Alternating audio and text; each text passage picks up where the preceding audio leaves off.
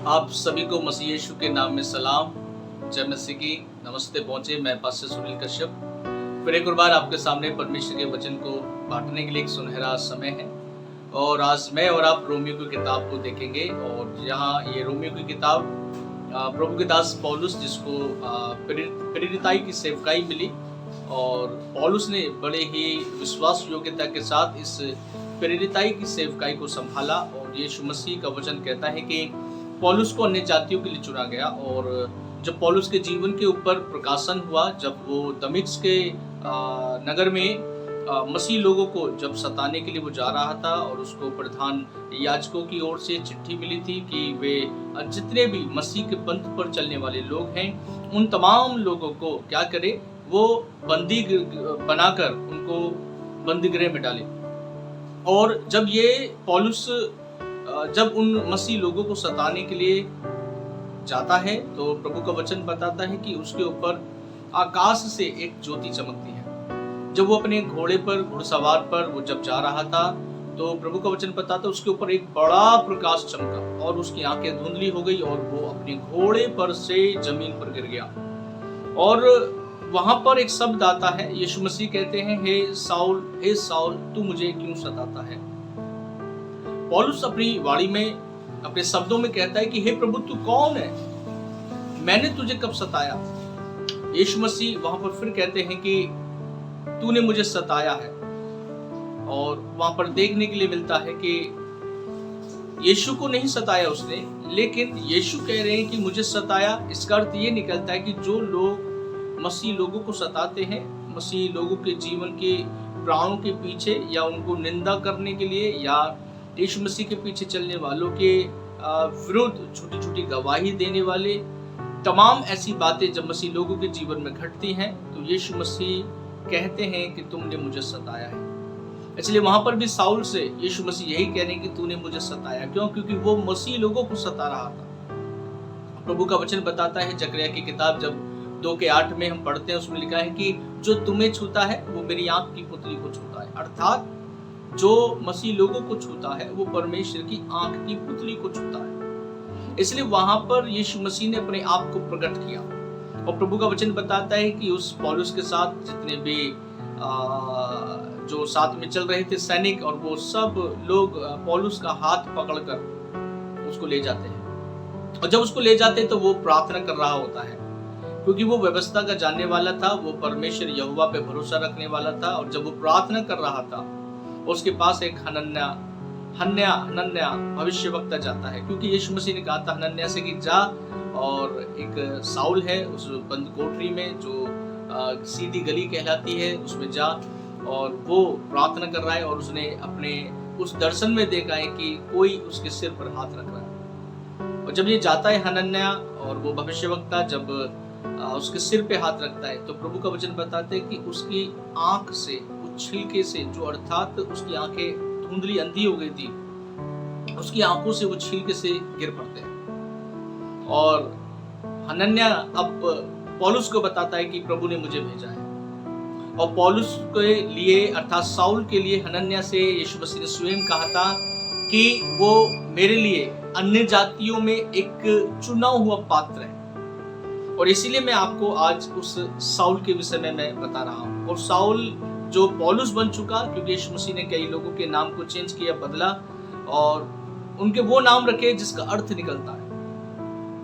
और अब पौलुस रोमियो की किताब को लिखता है। रोमियो की किताब जब हम पढ़ते हैं, इसका 13 अध्याय, और 13 अध्याय की 11 से हम जब 14 आयत तक पढ़ेंगे, तो आपके सामने मैं 13 अध्याय उसकी 11 से 14 आयत को, रोमियो की पत्री मैं आपके सामने पढ़ूंगा, जो पौलुस के माध्यम से, जो पौलुस इसका लेखक है, पौलुस ने इस रोमियो की किताब को लिखा है। और रोम में रहकर, या रोम के लोगों के लिए इस बातों को लिखता है। यहाँ पर लिखा है, समय को पहचान कर ऐसा ही किया करो, इसलिए कि अब तुम्हारे लिए नींद से जाग उठने की घड़ी आ पहुंची है।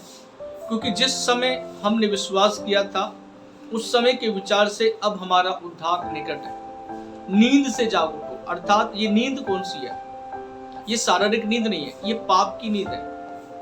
जो मनुष्य पाप कर करके अपने जीवन को अंधकार जैसी चीजों में और उस नींद की अवस्था में सो रहा है। यीशु मसीह के ऊपर भी प्रकाश जब हुआ, जब वो भी अपने पाप से जागा, वो भी उस नींद से जागा, क्योंकि वो यीशु मसीह के पंथ पर चलने वाले तमाम लोगों को इसलिए सता रहा था क्योंकि वो ये सोच रहा था कि मैं व्यवस्था के अनुसार परमेश्वर की सेवा कर रहा हूं। लेकिन वो ये नहीं जान पा रहा था कि परमेश्वर ने जितनी भी भविष्यवाणियां की थी वो सब ईसा मसीह के लिए थी। और ईसा मसीह उन दिनों में आ चुके थे, चेलों पे प्रकट हो चुके थे, मारे जा चुके, गाड़े जा चुके, तीसरे दिन मुर्दों में से जिंदा हो चुके थे। और बहुत लोग अब उस पर विश्वास करने लगे, और जो लोग विश्वास करने लगे, पौलुस को पता चला तो पौलुस उनको सताने लगा। लेकिन अब पौलुस कहता है कि उस नींद की से जाग उठो, क्योंकि अब वो घड़ी आ चुकी है, और उस घड़ी के विचार से तो अब हमारा उद्धार निकट है। यदि मैं और आप आज भी पाप की नींद में हैं, मेरे प्रियो मैं आपसे कहना चाहूंगा कि बहुत हुआ। प्रभु का वचन कहता है अब बहुत हुआ जो हमने किया, लेकिन अब हमें जागने के लिए समय है, क्योंकि उद्धार निकट है, यीशु मसीह का आना निकट है। वचन कहता है वो द्वार ही पर है। यीशु मसीह का वचन कहता है कि वो बादलों पर, घोड़ों पे, बादलों पे सवार होकर आएगा। हालेलुया। हम उस यीशु मसीह के इंतजार में हैं, और प्रभु का वचन कहता है कि क्योंकि जिस समय हमने विश्वास किया था उस समय के विचार से उद्धार हमारा निकट है। आज मुझे 14-15 साल प्रभु में हो गया विश्वास किए हुए, और मैं जानता हूं कई बार उतार चढ़ाव आए, पाप के से की परिस्थितियां हमारे जीवन में आई, कई बार गुनाह किया, कई बार गलती हुई हमसे, कई बार पाप किया, हमने क्षमा मांगा, फिर पाप किया, फिर क्षमा मांगा, और ऐसा जीवन कई बार चलता रहा। और ऐसा शायद आपका भी जीवन गुनाहों में, पाप में जीवन को व्यतीत आप कर रहे होंगे, क्षमा मांग रहे होंगे, फिर पाप करते होंगे, फिर क्षमा मांग रहे होंगे आप। लेकिन प्रभु कहते हैं कि अब नींद से जाग उठने का समय आ चुका है, और जब से हमने विश्वास किया उस समय, उस विश्वास के अनुसार अब हमारा उद्धार निकट है। मेरे प्रियो, मैं और आप उस पाप की नींद से जागे। और लिखा है रात बहुत बीत गई है और दिन निकलने पर है, इसलिए हम अंधकार के कामों को त्याग कर ज्योति के हथियार बांध ले। वही बात आ रही है यहाँ पर, अंधकार के कामों को त्यागना है। अब अंधकार के काम क्या हो सकते हैं? अंधकार के काम आंखों से बुरा देखना, होठों से बुरा कहना, कानों से बुरा सुनना, हाथों से चोरी करना, शरीर की क्रियाओं को कामुकता में लेके चलना, दूसरे के प्रति व्यभिचार की बातें सोचना, दूसरे के पैसों को हड़प लेना, दूसरे के विरुद्ध निंदा करना, तमाम ऐसी बातें प्रभु का वचन कहता है अंधकार के काम है। और ऐसे अंधकार के कामों से हमें दूर रहना है, अंधकार के कामों को त्यागना है, और धार्मिकता के हथियारों को यीशु मसीह कहता है बांधना है।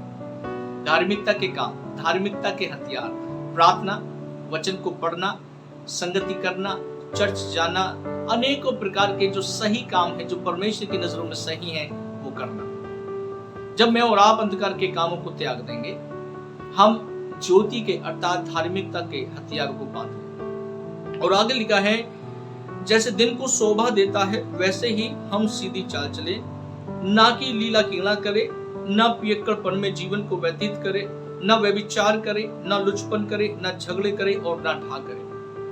अंधकार के काम यहाँ पर एक छोटी सी लिस्ट यहाँ पर दी गई है, और यदि और लिस्टों को हम देखेंगे तो जब हम गलाती की किताब 5 अध्याय में जाते हैं, उसके 23 से हम पढ़ते हैं, तो उसमें भी शरीर के सारे काम प्रकट वहां पर दिखाए गए। लेकिन यहाँ पर लिखा लीला कीड़ा ना करे, व्यभिचार ना करे, पियक्कड़पन में जीवन को व्यतीत ना करे, लुचपन में जीवन को व्यतीत ना करे। ये काम है अंधकार के, और इन कामों से मुझे और आपको निकलना है मेरे प्रियो। अब बहुत हुआ जो हमने समय को गवा दिया, बहुत हुआ हमने जो पाप में अपने समय को गवा दिया। अब जरूरत है मुझे और आपको उस नींद से जागने के लिए और ज्योति में चलने के लिए। प्रभु का वचन कहता है जैसे दिन को शोभा देता है, ऐसे ही मुझे और आपको अपनी सीधी चाल चलनी है। प्रभु का वचन 12 अध्याय रोमियो की किताब 2 में लिखा है संसार के सदृश ना बने। जैसा संसार है, संसार के लोग हैं, हम ऐसे ना बने। संसार की सी चालें हम ना चलें, संसार की सी कामुकताएं हम ना करें, संसार की सी अभिलाषाएं हम न रखें, संसार की सी बुरी बातें हमारे जीवन से ना हो। प्रभु का वचन कहता है कि जैसे दिन को शोभा देता है ऐसे हम सीधी चाल चलें। हालेलुया। और यहां पर आगे लिखा है कि वरन प्रभु यीशु मसीह को पहन लो, जैसे दिन को शोभा देता है वैसे ही हम सीधी चाल चले। और 14 आयत में वरन प्रभु यीशु मसीह को पहन लो और शरीर की अभिलाषाओं को पूरा करने का उपाय ना करो। शरीर की अभिलाषाओं को पूरा करने के लिए कोई ऐसा रास्ता ना निकाले, ऐसा कोई उपाय ना ढूंढे। शरीर जिस बात से खुश होता है ऐसी कोई भी बातें हम अपने जीवन में ना करें। हालेलुया। इसलिए प्रभु का वचन जब हम आगे दूसरा पत्रस और उसका दूसरा अध्याय में जब हम आते हैं, यहाँ पे एक दो बात और मैं आपको कहकर अपने शब्दों को विराम देना चाहूंगा। लिखा है 9 में 2:9, तो प्रभु भक्तों को परीक्षा में से निकाल लेना, तो प्रभु भक्तों को परीक्षा में से निकाल लेना और अधर्मियों को न्याय के दिन तक दंड की दशा में रखना भी जानता है। ये बात ध्यान रखिएगा। यदि आप वास्तव में भक्ति के साथ जीवन को व्यतीत कर रहे हैं और उस भक्ति के जीवन के साथ व्यतीत करते करते यदि आपका पैर कहीं लड़खड़ा रहा है, प्रभु आपके लड़खड़ाने वाले पैर को प्रभु संभाल लेगा। आपको उस परीक्षा से परमेश्वर आपको बाहर निकालेगा। कब? जब आपकी मनसा, जब आपकी इच्छा होगी कि प्रभु में सही रीति से चलने के लिए आपका एक कमिटमेंट होगा। लेकिन यदि आपने अपने जीवन को पाप में व्यतीत किया और अपने जीवन को यदि आपने पाप के हाथों सौंप दिया, तो प्रभु का वचन कहता है कि आपको न्याय के दिन तक परीक्षा में रखना है। लिखा है कि न्याय के दिन तक दंड की दशा में रखना भी जानता है। अब आपको निर्णय लेना है कि आप भक्ति के साथ जीवन को व्यतीत करते हैं या फिर अधर्मियों के समान जीवन को व्यतीत करते हैं। भक्ति